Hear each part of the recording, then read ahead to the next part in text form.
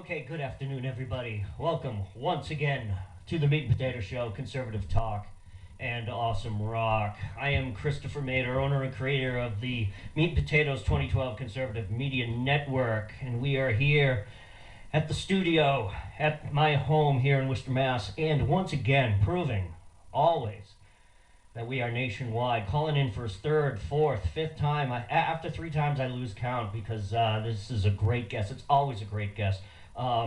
Served under 4 presidents and rains down death and destruction on the godless communists. I'll always remember that line from our first interview. It was great.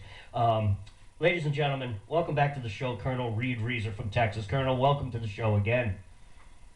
Thanks, Christopher. I thank you for the words. I wanted to say I've been following your posts on Facebook and listening to what you're posting and where you're at. And I think you got a good beat on what's happening in our country and how far we've moved away from lawful conduct in the Constitution. So I enjoy following you. Thank you. In the interview that I sent you, the outline and stuff, we're going to explore that a little bit more because I call it, I've coined the phrase, the acceleration of the tyranny. And it seems like things are happening faster and faster now. And I mentioned in the outline, and we'll get to it, that I mean, the liberals, they're the closest they're probably ever going to get in history of a complete takeover, but we'll get to that.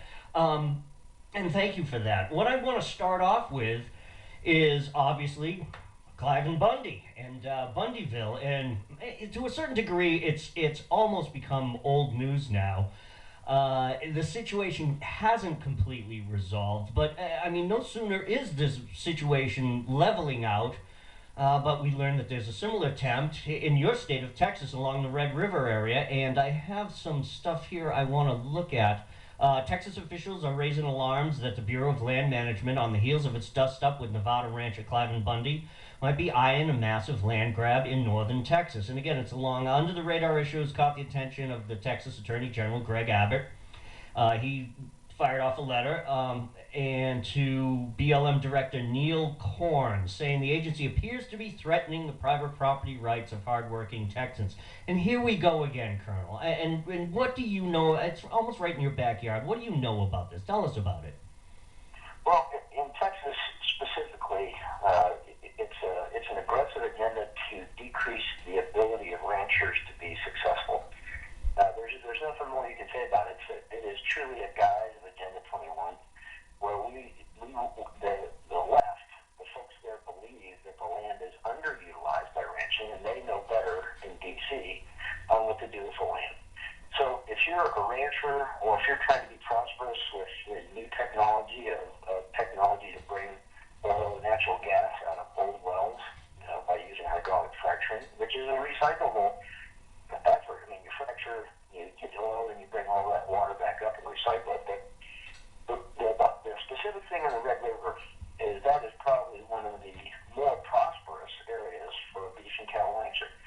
And since the left hates that, they're really trying to make it so that you cannot be successful on your own. And there's two agencies that work together here in collusion: the BLM and the EPA. And the scam here is that the EPA continues to expand borders of their endangered species and then hands it back over to the BLM and say, you need to manage the land because these people can't. Wow. I think Abbott has fought the EPA many times. And you know the whole story about what happened down here with the EPA denying every permit for us to drill. Sure, right. So I just sue them every time. So it is a war against prosperity, both in the new technologies as well as in our ranching. And they really do want to try and get us out of being self-sufficient and dependent on the electric grid, dependent on their food grid, dependent on their water and sewer, instead of being able to take care of ourselves. And it's a terrible thing. People are walking away from their seventh generation ranches going, I can't deal, I can't fight these folks. And it's disgusting what's happening in Texas. It really is a terrible thing. Now, let's explore a little bit, and I got this off of Wikipedia, what the Bureau of Land Management is. And I don't really like using Wikipedia. It tends to be a skewed source of information. The only reason why I use it is it gives me a foundation to go by, and because I'm intelligent, I can read what's in front of me and think outside the box and then explore the actual truth. But let me just read a little bit here. Bureau of Land Management, the BLM, is an agency within the United States Department of the Interior that administers America's public lands, totaling 247 million acres, plus or minus 1/8 of the land mass of the country. It's actually kind of small. However, when you break it up into the states, and you look at the amount of states, I think it's something like in Utah, something like 65% of Utah land is owned by the federal government. And I know the governor of Utah is up in arms about that. There's a huge push in Utah to try to overthrow all of that and put power back into control of the people. Do you have an idea? I don't have the numbers in front of me for Texas. Do you have an idea of what it's like in Texas? I mean, and it's so strange to hear that Texas would. I mean, I always see Texas as a staunch independent state, but go ahead. Well, I think if you look at the East Coast, when our country was expanding west for Louisiana Purchase, there came a point where everything was private property. And if you look at like Illinois, it's all, personal, private property, very little federal property, no state property. And so when they're moving west, they got concerned about it, and then conservationists said we need to set aside more land. So the western states, Colorado is 72% owned by the federal government. Yeah. If you look at Nevada, specifically at Bundy, most of the land right north of Vegas is a military complex. That's where Nellis is and the Red Flag Ranges, as well as certain restricted areas embedded in there. So it's a huge land mass, and the only private stuff is along the roads and the freeways. So land that isn't developable is mostly federal government. So land that is developable is very precious because you can't develop right close to the freeways. So you got a very narrow margin where the freeways go that have private land. Now, Texas is one of the states that has very few places that are public land. Mostly Texas is privately owned.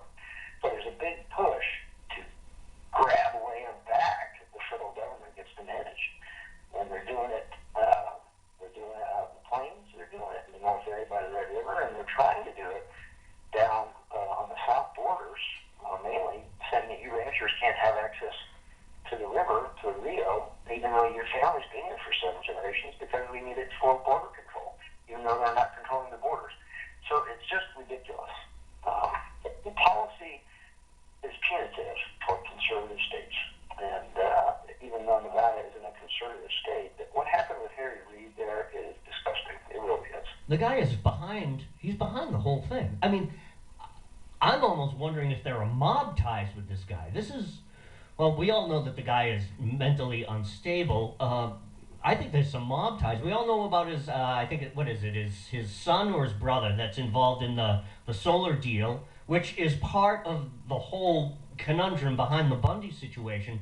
I guess some of the land surrounding Bundy's ranch is land that Harry Reid and his family want to develop for their solar farm with a Chinese company. And even though this is being reported, it's not really being paid much attention to. I love the way the media is now switching the narrative. First it was the desert tortoise, which we all know was BS.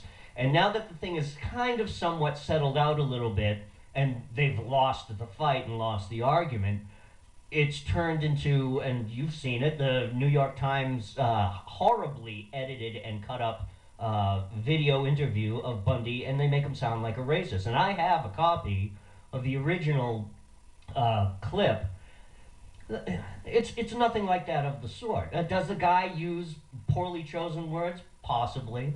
But as I was saying to a friend of mine who had asked me about that, and I said to him, look, he's an old guy.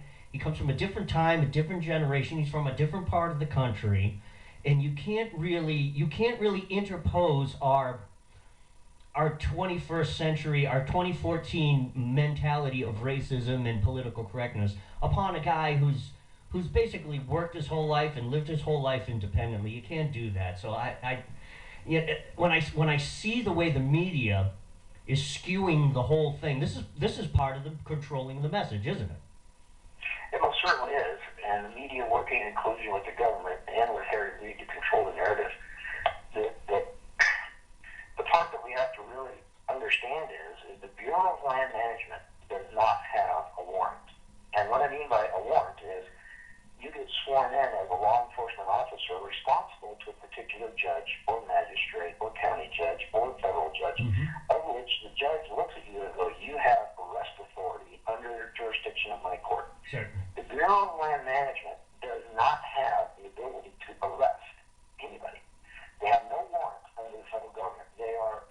land management. They are also illegal to use force. So if they show up with a gun, that's an illegal gun. They can't use force. They have to, if they believe force is required, they have to go to the local constable or go to the local commissioner or go to the state and go, I require state police for this action. Mm-hmm. To show up armed as a federal force is illegal, and every one of those people should have been arrested. Yeah, because everybody who was there, you've seen all the videos. I've poured over dozens of them. The vehicles that they use in National Park Service, and some of them came as far as Oregon and Montana. It's like, what are Park Service people from Oregon and Montana driving all the way to Nevada? Yeah, it's ridiculous. So I never knew that the actual imposition of a federal force is an illegal act, because that was going to be one of my other side questions is where was the state on this? If this guy had broken the law and he had to be arrested, why weren't the state police there? Why weren't the local constables there?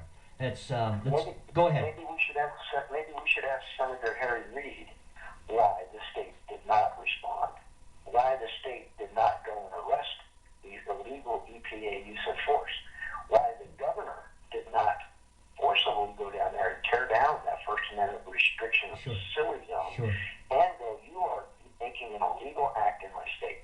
So I believe truly that Harry Reid is linked into influencing the state. So, I mean, what is a federal representative doing, manipulating the land deals in his own state? That to me just screams of crime. Of course it does. And it is Harry Reid's son. Now, on the solar power thing, I have to be really clear. Go ahead. Those of us who are engineers, solar power is a pure gimmick. It only collects 2% of the arriving power that strikes a little cell. The only reason they're building these things is because we, the taxpayer, are paying for it. Solar power costs 10 times as much as a regular carbon plant, or a nuclear plant, or a hydro plant. Sure. Germany has completely abandoned their green initiatives. They have. It is truly a scam, and they know that it costs more per kilowatt hour that comes out of solar power. They know it, but if they can make money by defrauding the federal government to buy bad technology, to take over the land, which is going to be more useful, what a win-win-win for them. Sure. It truly is disgusting. And it is also it's a euphemistic bridge to nowhere. You can build all the solar farms you want, get the billions of dollars in tax subsidies and backups, and hire the contractors, own the land, lease the land to whoever, but it's a bridge to nowhere because one key element is not in place. In fact, there's a wind farm, I think it's on the western border of Nevada, and Arnold Schwarzenegger, when he was governor, praised this and talked about it, and then later on he actually had to retract it, because even though this wind farm had been built, not only the EPA but various environmental groups filed all sorts of court injunctions to halt the construction of the transmission lines. It's all well and good to put up all these wonderful green farms and wind farms. Without the transmission lines, it's a bridge to nowhere. It's just a giant park filled with mirrors. That's all it is. It's unbelievable. I want to address the statement that putting up these 10 greens are all well and good. If you were to power America with solar power, just the current technology solar cells, you would have to plow under California, Nevada, Oregon, Washington, Montana, and Colorado. That's how much surface area you would need. All of those states plowed under completely to meet our energy needs. They just aren't ready. So if we were going to invest in solar technology, we should invest in research and development. Putting something, you're fielding you're fielding A model Fords on the freeway. It just doesn't. It's wrong technology. It's not ready. To say it's ready, what they're really trying to do is to put something in place with a huge amount of expense, and then go shut down what's working that actually can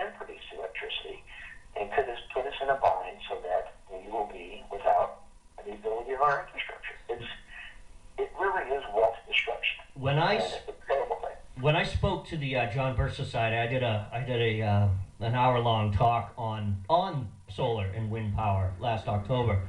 One of the pieces of information I discovered in my research was that not everything that you said is absolutely correct, but one of the big stark key elements that stood out there is that these things are not powerful enough to generate large metropolis areas. They're not even strong enough to power a large city hospital with all its huge electrical demands.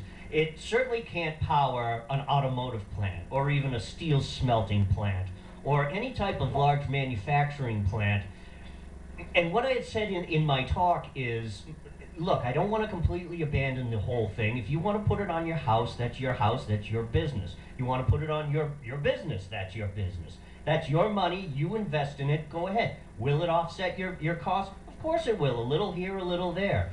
But this large scale, this massive influx, it's like you just said, you'd have to pave over, pretty much the entire West Coast just to get a fraction of it. And the wind power, and again, from my research, the wind power, you said Germany abandoned it. That's absolutely true.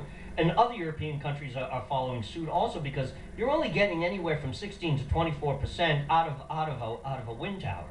And the wind tower actually has to go off the grid in order to start up and to actually slow down, to break and then be shut off, and that's through the grid system. So you're right. The entire thing is a lark. Again, you want it on your house? Go for it. It's your house. But let you do whatever you want. But let's move on here. Let's move on. But since it's its in 1946, the BLM manages what is termed as public land, and generally one would assume that this means our park system, wildlife refuges, national forests. And you had talked about some of the land holdings that are quite literally along the sides of roads and private property. And I remember under Reagan, Department of Interior Secretary James Watt, he wanted to open up more land to mining and drilling, timber harvesting. And of course the left went bonkers over this. But of course we hear nothing from the left about the seizure of the private lands for what we just talked about, huge solar farms, even for fracking. And let me read a little bit that I found through the internet here. 1977, James Watt became the first president and chief legal officer of the Mountain States Legal Foundation. And this is a public interest law firm. And I quote, dedicated to individual liberty, the right to own and use property, limited and ethical government, and economic freedom. So at least Watt was at least trying to focus on already owned public land when he became Secretary of the Interior. Unlike our esteemed Harry Reid, of course he wants it. But is this a fundamental shift in the policy of using resources that are already put aside, aka our national forests, our national parks, land that's already owned, that goes back all the way to Roosevelt, or is this a shift to just go ahead and seize people's private land? Go on with that. Well, I think first let's distinguish between the BLM and the national parks. The national parks and the Forest Service is under the Forest Service, and then the BLM has a separate chunk of land. Like Colorado, there's certain areas that are BLM land, and there's certain areas that are forest. In the forest, those are normally not mined, but on occasion you can get timber out when timber falls, and certain areas are harvestable, and it's good to harvest. The BLM is supposed to be the one for the actual ability to have economic prosperity, but those are two different entities. Now, how the BLM is working in Nevada, and this is how they and the EPA work their scam. The BLM says, and what they've done to the ranchers there is they've destroyed their ability to sustain themselves. And how they do it is the BLM gives you a cow day, and they charge you for, you can have 1,000 cow days. So if you take 10 cows, you can have them out there for 100 days. If you have 100 cows, you can have them out there for 10 days.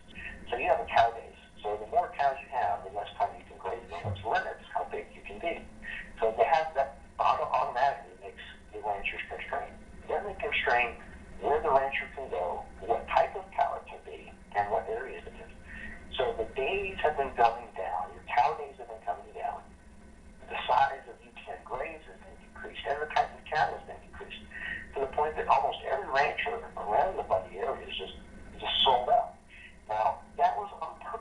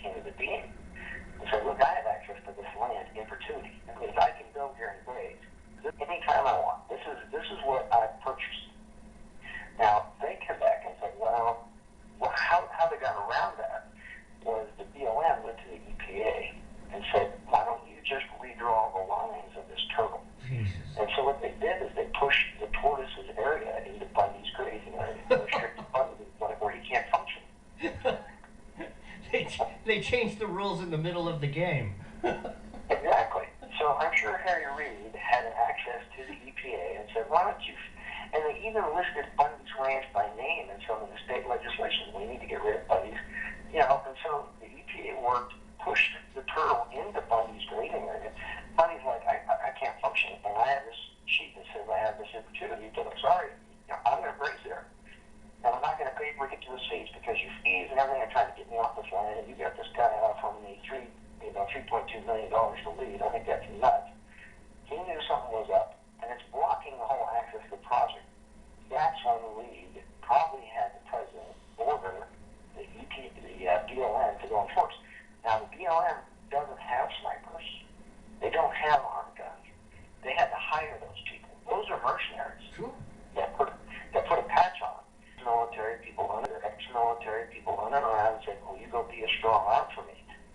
And it's ridiculously illegal. Now, when you talk about tyranny and the loss of our rights, this is what's happening. The Bureau of Land Management has no authority to do anything they're doing, in Texas or anywhere else.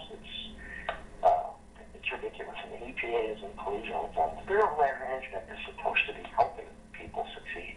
Mm. So who's going to be responsible?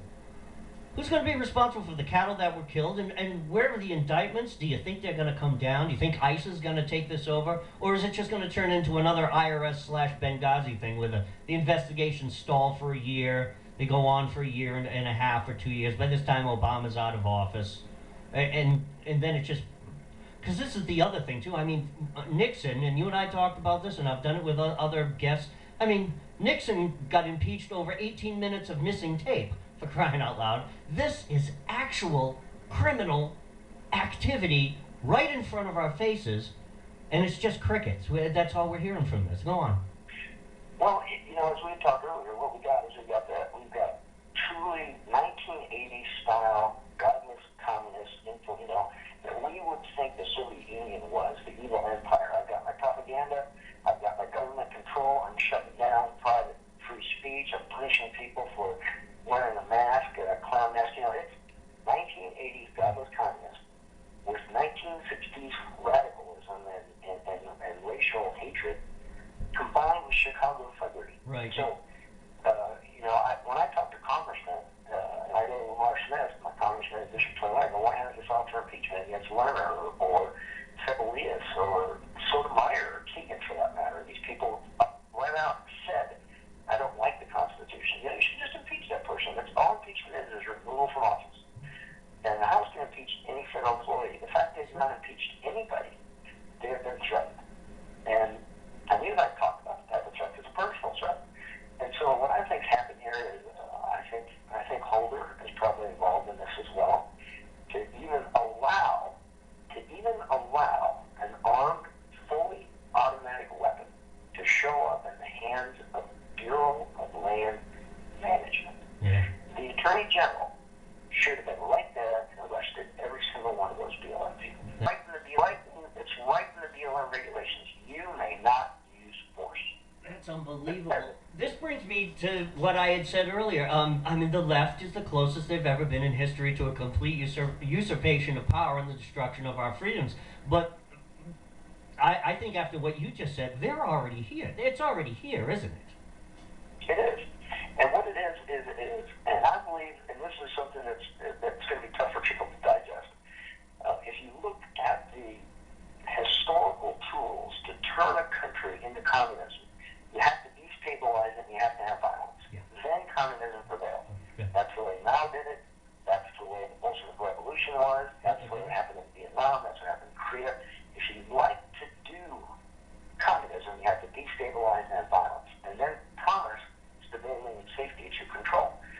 The tools for destabilizing us are here. Debt, currency collapse, government malfeasance is one of the big things. The government has to be seen as inept.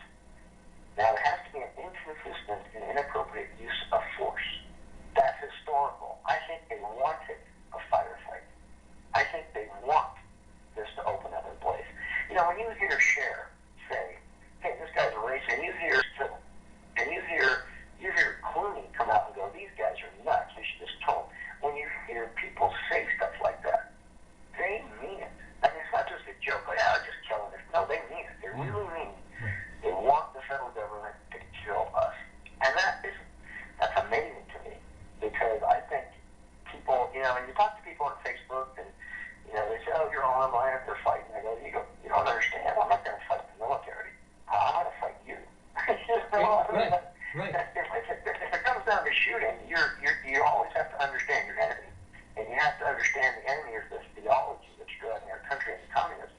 So if it does break down into civil war, what really wants to do is have the military fight the right, and they'll sit back and cheer because the military is mostly conservative. 72% vote for McCain, Sure. and we are the ones that are saying, "Hey, you're violating the law." And I'm saying, I'm not going to fight them. I'm going to go fight you guys that are destroying, usurping my country. And one of the things I had said in one of my blog pieces, and that's funny that you said that. I practically said the same thing in that, if God forbid it does come to a shooting war, there is going to be a schism in our military. I think the American people back up the American people, but the problem is quote unquote fighting federalized agencies like the USDA, the BLM, because all of these agencies now have tactical vehicles and militarized weapons now. We won't just be shooting at them and them shooting at us. I think there's going to be a large contingent of American citizens who absolutely love this. They think it's wonderful. And they do. They see us as domestic terrorists. And this brings me into my next part about how the left is controlling the message. What does this mean for any future resistance movements? Let's jump in a time machine and say, okay, let's say a year from now, there's another standoff like this, or let's just look at the Texas thing that we just talked about. Let's say there's another standoff. Is the media going to turn around and start labeling, well, more domestic terrorism arises on the Red River in Texas? Kind of like the same thing they do with us at the Tea Party. Oh, you white racist teabaggers, well, here we go. There's those dang ranchers again, those domestic terrorists. Here they go again on tonight's evening news. Is that a possibility? I think you and I know the answer to that right away. NBC, CBS, and CNN, they're all controlled by 6 people. Yeah. Those 6 people all are in collusion. I mean, if you open up the tabs and you open up your web page, each one of them, they all say the same thing. They all use the same pictures. Even the stories are written the same way by different people, so they're told what to report. But you know and I know anything that happens that the right does to resist the federal government, we will be racist, sexist, homophobic, bigoted, backwards, redneck, stupid Texans. You tell someone, hey, well, I'm an F-15 squadron commander, and I have a, bachelor's in astrophysics and master's in technology, and I'm working on my doctorate, and, I'm an instructor in the world's top technologies. They're like, no, you're not from Texas. Yeah. You can't break the narrative. It's what they really think. People in Massachusetts and in Boston really think Texans are just stupid. California. And we're like that. And this is the historic slave thinking, is that I'm smarter than you, Christopher. In fact, I'm smarter than you. I know better than you. In fact, I know better so much. I'm so right. I'm justified in taking away your human rights and even killing you for the greater good. That's how the left believes. That's what they think. They really think we're stupid. And we need to be get to that dog. Now, that, I believe, personally, is what Holder and Obama want to achieve before 2016. I believe it. I believe they want to destabilize us and they're printing money faster than they can and devaluing the dollar. They say inflation is 1.5%. I go, I just went shopping for groceries. I don't think so. Inflation, price of food went up 20% in the last 4 months. Sure, exactly. Yeah. So there's really nothing that the left says that I trust. It's hitting us hard. It's hitting us hard here in Massachusetts. We're fighting the automatic gas tax. Our wonderful legislatures. Oh, they're so forward-thinking. And they figured out a way to permanently raise the gasoline tax here in Massachusetts without actually having to debate on it anymore. Whereas they tied into the consumer price index, aka known as inflation. So basically every time inflation goes up, the gas tax goes up. Well, we all know that when the gasoline prices go up, inflation goes up. So it becomes a self-feeding monster. These people, this is, and I've mentioned this before, and I've said it to you, this is pure evil. This is a illness, isn't it? This is a mental illness, isn't it? It is, as you had mentioned, it is the oldest backward thinking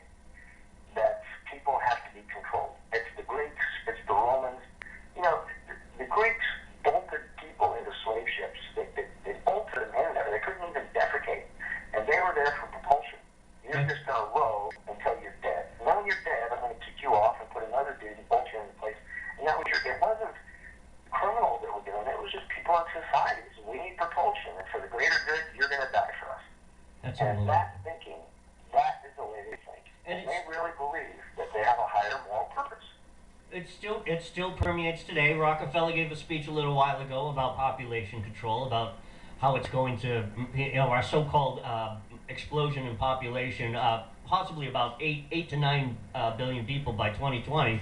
How it's going to just incredibly, it's going to destroy our environment and destroy our planet. They keep this narrative. It's the 21st century, though, Colonel.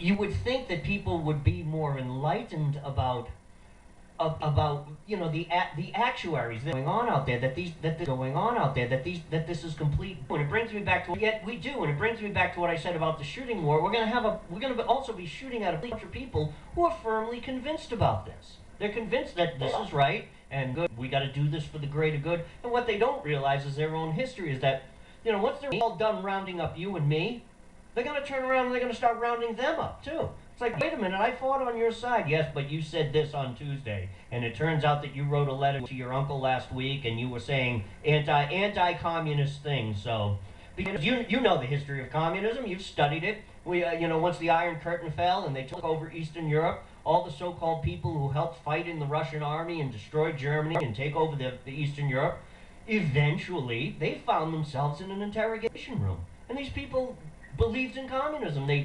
They marched in the parades. They were part of the system. They were part of the change. And yet, a year or so after the takeover, 1946, 1947, they found themselves sitting in a room. Colonel.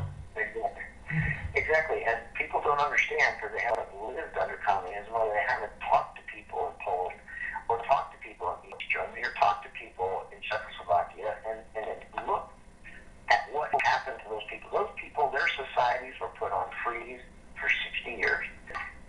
Creativity, curiosity, innovation, and determination were destroyed. In East Germany, when the wall fell, when West Germany tried to reunite, it was very painful because the left would say, okay, we're going to make a contract with your automotive manufacturer. We need you to make these many axles, and here's your payment. Well, they come back in 4 months and go, where are my axles? And they go, what? You actually mean you want us to produce them? I mean, it was like a foreign concept. It took them back almost into the Stone Age. And when you control people, that's what happens.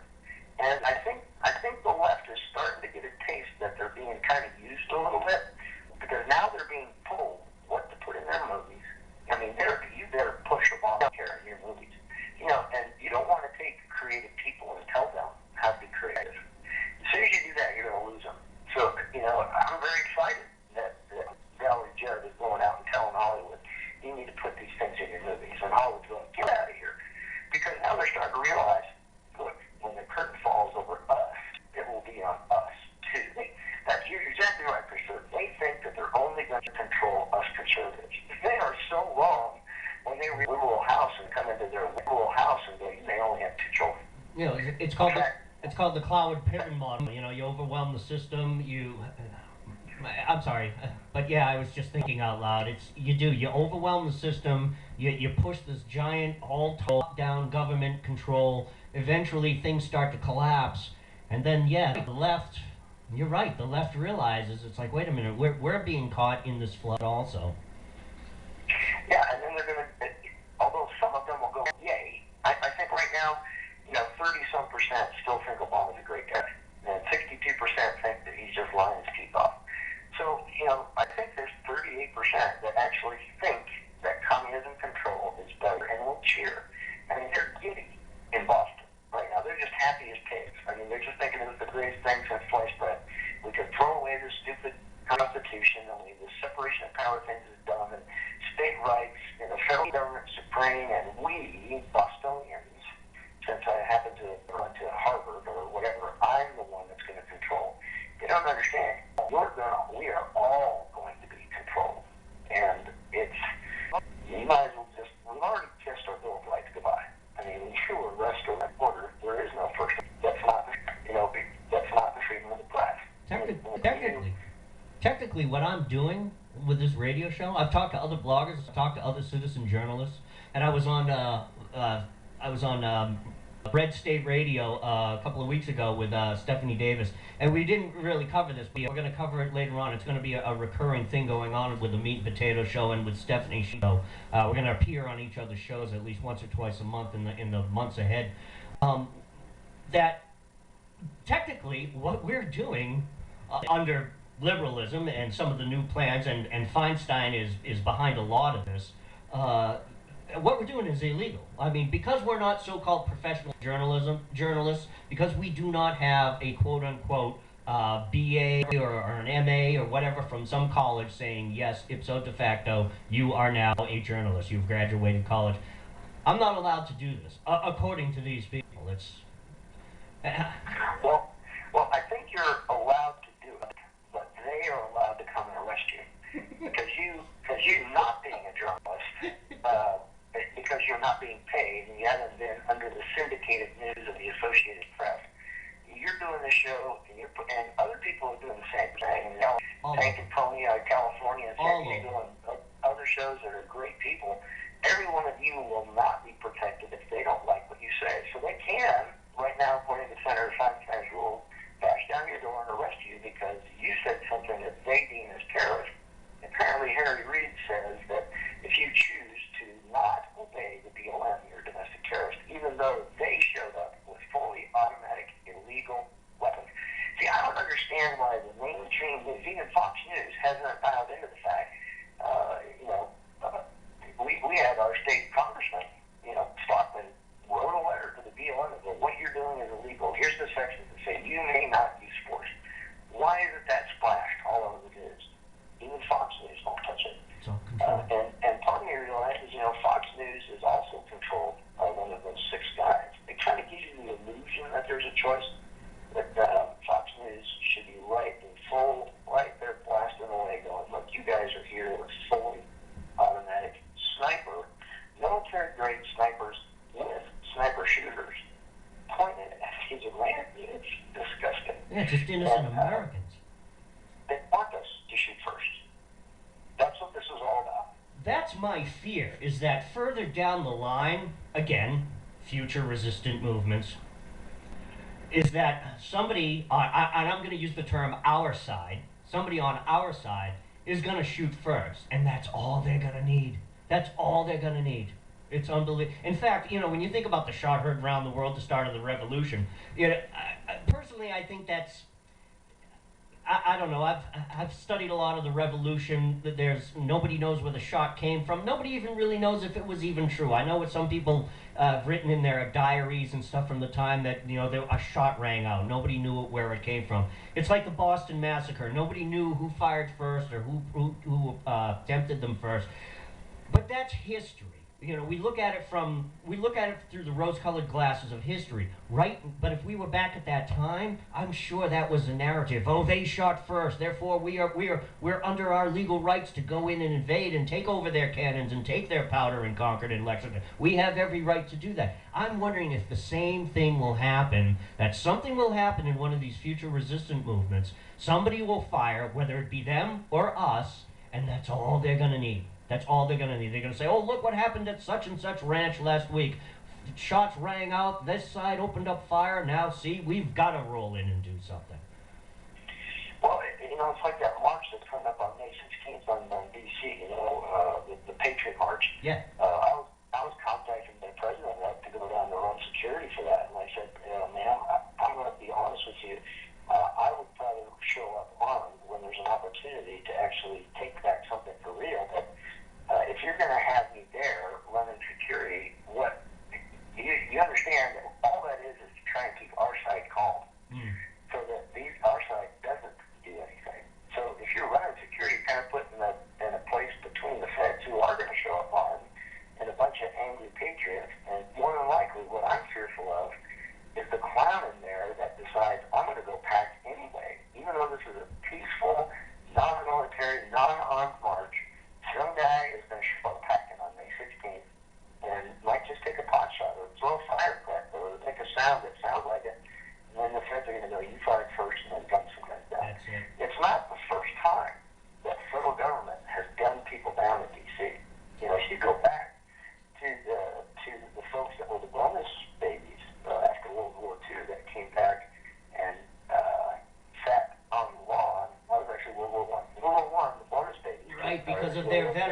benefits, right?